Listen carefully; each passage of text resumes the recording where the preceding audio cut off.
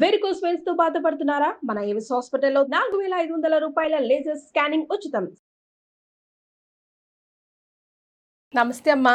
నమస్తే అమ్మా. దీపావళి శుభాకాంక్షలు మీకు, మీ సిబ్బందికి, యావత్ ప్రపంచంలోనూ దీపావళి చూసుకునే తెలుగు వాళ్ళందరికీ, భారతీయులందరికీ జీవితంలో అజ్ఞానపు చీకట్లు పోయి విజ్ఞానపు వెలుగులు రావాలని, ఆనందపు కాంతులు జీవితం అంతా వెలగాలని దీపావళి శుభాకాంక్షలు. థ్యాంక్ యూ అమ్మా. చాలా మందికి చాలా ఫేవరెట్ ఫెస్టివల్ ఏంటి అని అడిగితే ముందుగా దీపావళియే గుర్తొస్తుంది. అవునమ్మా. ఒకటి టపాసులు, పిల్లలు ఎగ్జైట్ అయితే, ఇంకోటి లక్ష్మీ పూజ, కొత్త ముహూర్తాలు అవి షాపుల్లో స్టార్ట్ అవుతాయి. చాలా విశేషంగా వరలక్ష్మి వ్రతం తర్వాత అదేమో సౌభాగ్యం కోసం కదా, ఇదేమో అచ్చంగా డబ్బు కోసమే, లక్ష్మి కటాక్షం కోసమే ఎదురు చూసే పూజ. సో మరి ఈ రోజుని కంప్లీట్గా ఎక్స్ప్లెయిన్ చేయమంటే ఎలా చెప్తారు? ఈ రోజుని ఎక్స్ప్లెయిన్ చేయడం అంటే ఈ రోజు ఏం చెయ్యాలి ఏం చెయ్యాలి అంటే నా పదజాలం, విశిష్టత, ప్రాముఖ్యం, రొటీన్ అని. అదే అదే ఏం లేదు. దీపావళి నాడు ప్రత్యేకంగా చేసేది ఏం లేదమ్మా. మనం మామూలుగా ఇది విశిష్టమైన రోజు గనక మనం నిత్యం చేసే పూజనే మరింత విశేషంగా చేసుకుంటాం. ఇవాళ పూజలు, దీపారాధన ఉదయం కాలం, ఉదయం, ఇదేమో సాయంకాలం. సాయంకాలం చేస్తుంది. ఉదయం కూడా మనకి తెలుగు వాళ్ళం సాయంకాలం దీపాలు పెట్టే పూజ చేస్తాం, రాత్రిపూట లక్ష్మీ పూజ చేయడం అన్నది ఈ మధ్య చేస్తున్నాం. కానీ తెలుగు వాళ్ళకి చాలా కాలంగా అలవాటు పోయింది. పూర్వం చేసేవారేమో తెలియదు. అయితే ఉదయం కూడా మనం చక్కగా, ఇప్పుడు వరలక్ష్మి వ్రతం అనుకో, బోల్డ్ పూజ చేయాలి, భోజనం చేసేటప్పటికి ఆలస్యం అయిపోయి ఇది పండగ ఏమిటమ్మా, ఇది ఎండగా కడుపు మండగా అంటూ ఉంటాం. అట్లా కాకుండా చక్కగా ఏం చేస్తారంటే హాయిగా విశేషంగా పూజ చేసుకుని త్వరగా పిండి వంటలతో భోజనం చేస్తారు. కానీ ఉత్తర దేశీయులు మాత్రం, అంటే వ్యాపారస్తులు, వాళ్ళు పగలు భోజనం చేయరు, ఉపవాసం ఉంటారు.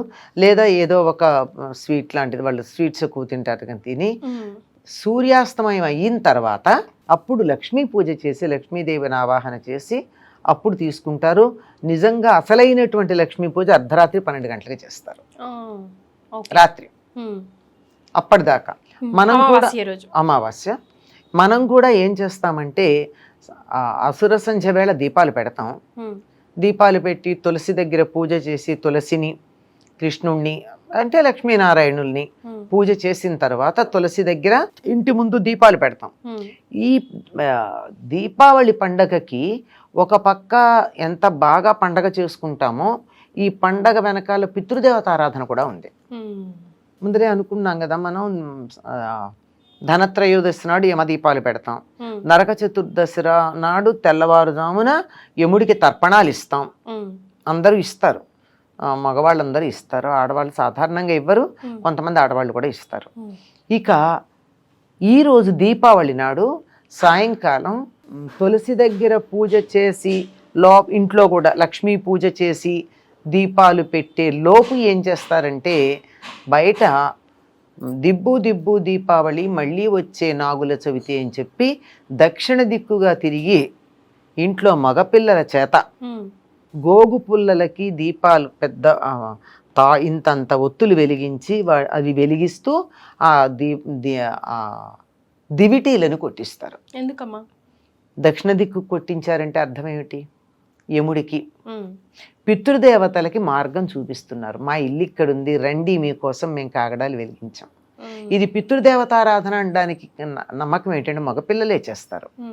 రెండోది, ఈ దిబ్బు దిబ్బు దీపావళి అని చెప్పి వీటిని కొట్టిన తర్వాత లోపలికి వచ్చి కాళ్ళు చేతులు కడుక్కుంటారు. అంటే అది మరి పితృదేవతల్ని పిలిచారు కదా. అయిన తర్వాత అప్పటికి చక్కగా బొగ్గులతో మంట ఏర్పాటు చేసుండి దాని మీద సాంబ్రాణి, గుగ్గిలం లాంటివి వేస్తారు. వేసి ఇల్లంతా చూపించాలమ్మా. ఇల్లు అక్కడేస్తే చాలు. వేసి అప్పుడు తీపి తిన్నాక లక్ష్మీ పూజ చేసి అప్పుడు దీపాలన్నీ వరుసగా పెడతాం. లేదా దీపాలన్నీ సిద్ధంగా పెట్టుకున్న పూజ మాత్రం అది అయ్యాక చేస్తాం. కనుక ఇది పితృదేవతారాధనలో కూడా భాగం.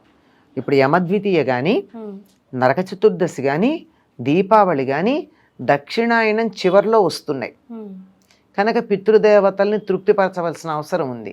వాళ్ళ అనుగ్రహం ఉంటే తప్ప సత్సంతానం కలగదు, అలాగే కుటుంబ సౌఖ్యం ఉండదు. అందువల్ల వాళ్ళని తృప్తిపరచడానికి చేసేది ఇది. ఇంతకు అందుకే దీపావళి నాడు కూడా తప్పనిసరిగా దానాలు ఇస్తారు.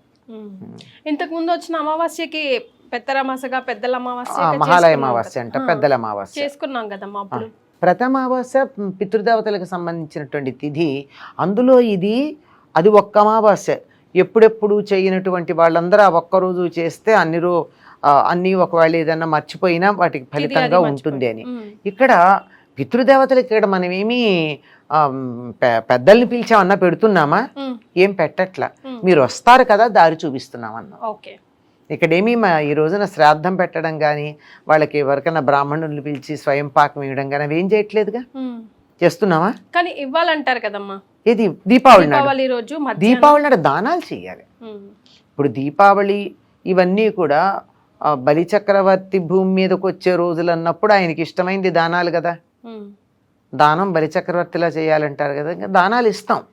అందులో అమావాస్య నాడు ఇచ్చేది పితృదేవతలకు చెందుతుంది కనుక తప్పనిసరిగా ఇవ్వడం జరుగుతుంది. అది రైట్. సో దీపావళి రోజు లక్ష్మీ పూజని మనం ఏ విధంగా చేసుకోవాలంటారు? అంటే మనం తెలుగు వాళ్ళమందరం పొద్దునే చేస్తామమ్మా, కానీ ఉత్తర దేశీయులు మాత్రం సాయంత్రం చేస్తారు. ఆ చేసేటప్పుడు ముఖ్యంగా వ్యాపారస్తులు వాళ్ళకు ఉన్నటువంటి ఆదాయ వ్యయాలకు సంబంధించినటువంటి చిట్టా వర్జ అంటారు అనుకుంటా వాటిని, అకౌంట్ పుస్తకాలు. ఆ అకౌంట్ పుస్తకాలు పాతవన్నీ పక్కకు పెట్టి కొత్త దాన్ని చక్కగా ప్రారంభం చేసి ఇక లక్ష్మీప్రదంగా మాకు లాభంతో ఈ సంవత్సరం సాగాలి అని చెప్పి లక్ష్మీ పూజ చేస్తారమ్మా. ఎందుకు అంటే లక్ష్మీదేవి ఆవిర్భవించింది ఈనాడు అని మనకి విశ్వాసం. పాలసముద్రంలో నుంచి లక్ష్మీదేవి ఈనాడు. మన లెక్క ప్రకారం అయితే ఆశ్వయుజ కృష్ణ అమావాస్య. ఉత్తర దేశీయులకు 15 రోజుల ముందే వచ్చేస్తుంది కనుక నెల, వాళ్ళు కార్తీక బహుళ అమావాస్య అంటారు.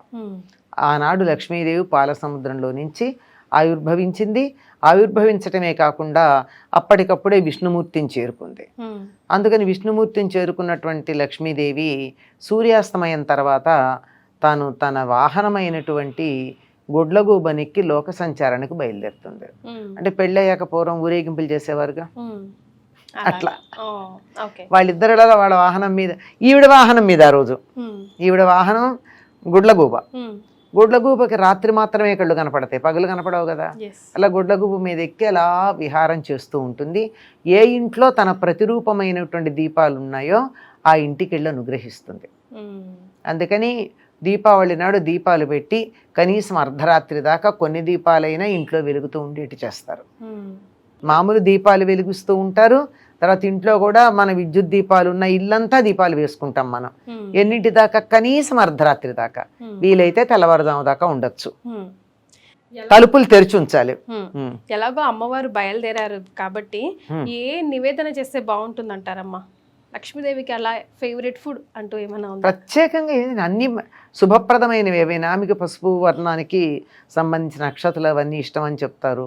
ఆవిడికి ఇష్టమైనటువంటి దీపాలు, తాను ఎక్కడుంటానని చెప్పిందంటే లక్ష్మీదేవి ఆవు నేతితో వెలిగించిన దీపాల్లోనూ, తర్వాత పూలల్లోనూ, ఏనుగు కుంభస్థలం మీద, చంద్రుల్లోనూ, పసుపులోనూ, పసుపు వర్ణంలోనూ తాను ఉంటానని చెప్పింది ఆవిడ.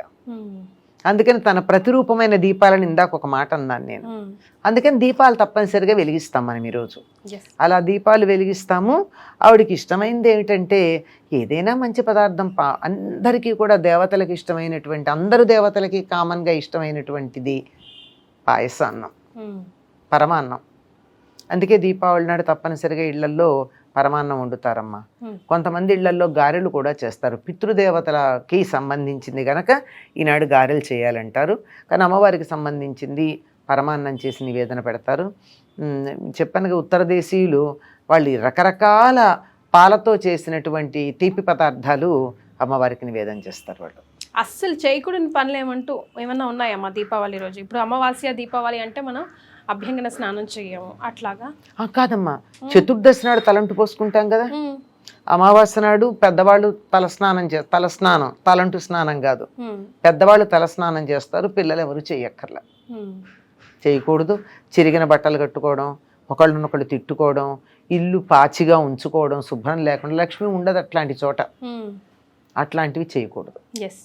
హ్యాపీ మూమెంట్స్ వెతుకొని వస్తుందమ్మా. చాలా అమ్మవారు ఎక్కడ సంతోషం ఉందో అక్కడ ఉంటుంది తప్ప దుఃఖం ఉన్న చోట ఉండదండి. దుఃఖం ఉన్న చోట వాళ్ళ అక్కయ్య గారు ఉంటారు. అలక్ష్మీ నిరాసనం అని కూడా చేస్తారు. ఈరోజు రాత్రి 12 గంటలకి చీపురు చాటా కొడతారు ఓ అవునా? కొంతమంది, అందరూ కాదు. అది జ్యేష్ఠాదేవిని పంపించేయడం, దరిద్ర దేవత. ఇళ్లలో చూసానమ్మా, చీపురు చాటను కూడా కొత్తవి తెచ్చి ఆ రోజు మూలన పెట్టి పూజ చేస్తారు. చేసి రాత్రి 12 అయ్యాక కొడతారు చీపురుతో చాటతో. ఏమిటంటే దరిద్ర దేవత నువ్వు వెళ్ళమ్మా అని పంపించడం. అంటే లక్ష్మీది ఇద్దరు ఓ చోట ఉండరుగా, ఆవిడుంటే ఈవిడ ఉండదు, ఈవిడుంటే ఆవిడ ఉండదు. రైట్ అమ్మా, థ్యాంక్ యూ సో మచ్. మరొకసారి మీకు దీపావళి అందరికీ కూడా దీపావళి శుభాకాంక్షలు మరొకసారి.